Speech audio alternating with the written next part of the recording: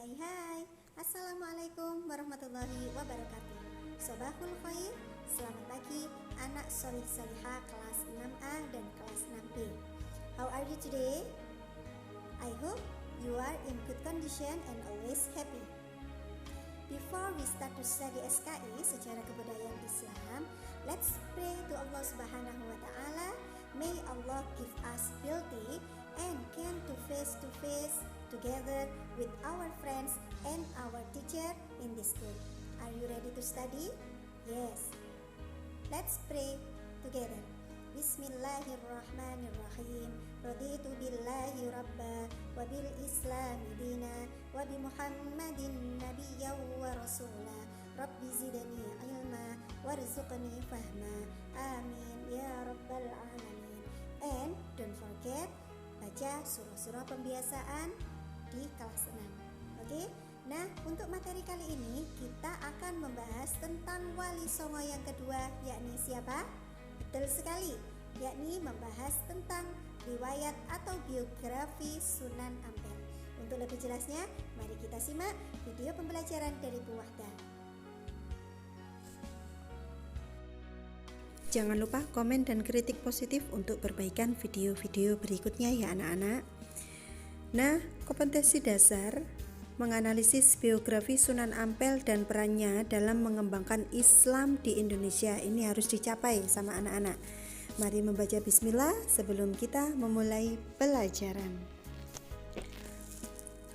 Sunan Ampel dikenal dengan Raden Rahmat. Nama aslinya adalah Sayyid Ali Rahmatullah. Kemudian nama ayahnya adalah Syekh Ibrahim As-Samarqandi dan nama ibunya adalah Candrawulan Putri Raja Campa Kamboja. Silsilah keturunan Sunan Ampel bersambung sampai Rasulullah SAW melalui jalur Husain bin Ali bin Abi Thalib dan Fatimah Az-Zahra binti Rasulullah. Sunan Ampel adalah salah satu anggota dari Wali Songo yang berdakwah di tanah Jawa dan menyebarkan agama Islam.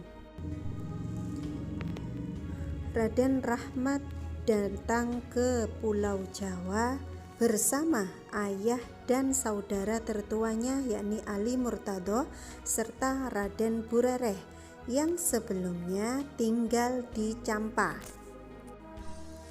Kedatangannya ke Pulau Jawa diperkirakan tahun 1440 Masehi atas undangan Prabu Sri Kertawijaya, Raja Kerajaan Majapahit.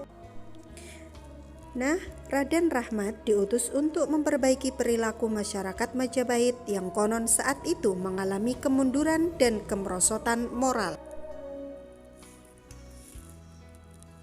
Kemudian setelah beberapa lama, Raden Rahmat menikah dengan Nyai Ageng Manila, putri Tumenggung Arya Teja Bupati Tuban, cucu Arya Lembu Surah Raja Surabaya. Dari pernikahannya lahirlah anak dan cucu yang menjadi generasi penerus dakwanya dalam menyebarkan ajaran Islam. Karena hubungan kekerabatan Raden Rahmat dengan Arya Lembu Suro, pada gilirannya membawa beliau menjadi bupati penguasa Surabaya. Kedudukan ini memberikan peluang baginya melakukan penyebaran Islam secara leluasa, merintis pembangunan kota Surabaya. Dalam perjalanan dakwahnya, Sunan Ampel membangun masjid dan pesantren serta menjadikan sebagai pusat pengkaderan mubalik yang disebar ke daerah lain di Pulau Jawa. Kemudian peran Sunan Ampel dalam perkembangan Islam di Indonesia. 1. Membentuk jaringan kekerabatan dalam menyebarkan Islam, yakni melalui perkawinan para penyebar Islam dengan putri-putri penguasa bawahan Majapahit. Adapun yang kedua, melakukan perubahan menuju tradisi bernilai keislaman. Dalam dakwanya, Sunan Ampel membawa ajaran Islam yang disampaikan dengan cara damai, moderat, toleran, dan menyesuaikan tradisi masyarakat yang ada dengan nilai-nilai Islam. Adapun yang ketiga, membangun masjid dan pondok pesantren sebagai pusat penyebaran Islam tahun 1421 Masehi. Nah, dalam ajaran yang dikenal adalah falsafah 5, yakni moh main, tidak berjudi, moh ngombe, tidak meminum minuman keras, moh maling, tidak mencuri, moh madat, tidak merokok, dan moh madon, tidak bermain perempuan. Adapun sikap positif yang dalam pribadi Sunan Ampel yang bisa kita contoh adalah berdakwah dengan santun dan penuh kearifan. Sunan Ampel juga sangat toleran dan selalu menjalin hubungan baik dengan semua kalangan. Sosok pemimpin yang merangkul tanpa memandang kasta dan jabatan. Beliau juga adalah seorang guru yang mendidik dengan penuh keikhlasan dalam menyampaikan ilmu kepada murid-muridnya. Adapun Sunan Ampel wafat pada tahun 1481 Masehi dan dimakamkan di samping Masjid Ampel, Kota Surabaya. Demikian keterangan singkat tentang biografi Sunan Ampel dari Bu Wahdah. Adapun tugasnya anak-anak adalah membaca buku paket halaman 43 sampai 47.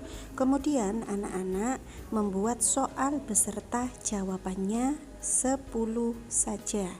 Ditulis di buku tulis, jangan lupa dikumpulkan di hari Jumat di kelasnya Bu Wahdah 3B. Terima kasih. Assalamualaikum warahmatullahi wabarakatuh.